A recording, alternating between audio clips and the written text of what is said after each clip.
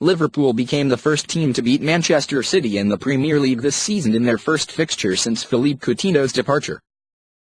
When I think about the game on Sunday, I cannot forget the first we played against them, Jurgen Klopp had admitted in the build-up to the Premier League's most exhilarating fixture.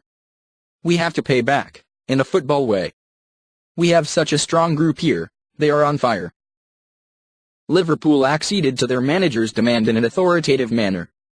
This time around, there was no red card to skew matters as Liverpool avenged their 5-0 defeat at the hands of Manchester City in the reverse match, in which Sadio Mane was sent off. Ahead of the showdown, the Senegal international emphasized that his teammates had the ability to beat anyone. And in a bitterly cold afternoon at Anfield, the hosts proved as much as they removed the cloak of invincibility from the league leaders.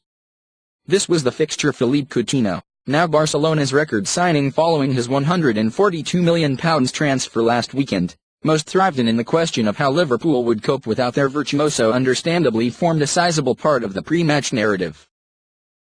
The Brazilian contributed 20 goals in as many games this season for the Reds prior to his switch, and it was perhaps fitting that the player who took his place in the 11 at Anfield, the only one who said the club have to just move on, was the scorer of the opener against the leaders. Oxlade-Chamberlain displayed a combination of power, pace, and precision to hurt City 9 minutes in. Roberto Firmino controlled a long Loris Karius goal kick, which fell into the path of the England international.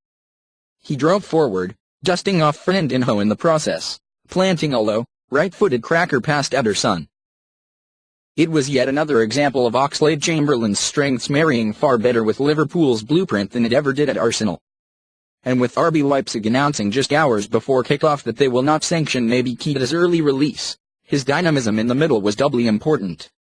Liverpool were aggressive, giving the visitors no peace in the opening half, and deserved to hold the advantage. A near-perfect showing in the first half was blighted with a succession of errors 5 minutes before the break. Joe Gomez misjudged Kyle Walker's crossfield pass, which Leroy Sane controlled before cutting in to beat the right-back and Joel Matip before drilling beyond Karius at the near post.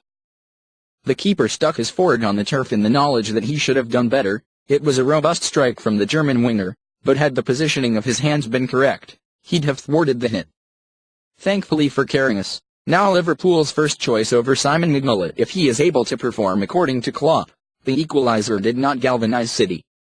After the break, the Merseysiders were just as brave and biting, not allowing Guardiola's charges to get anywhere close to comfort mode.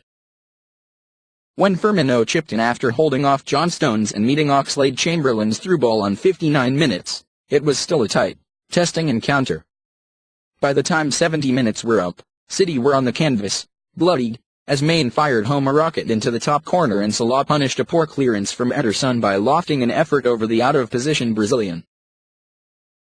Bernardo Silva and Ilkay Gundogan converted late on, but it was too little, too late as Liverpool showed that not only is there life after Coutinho but also that City are not unbeatable.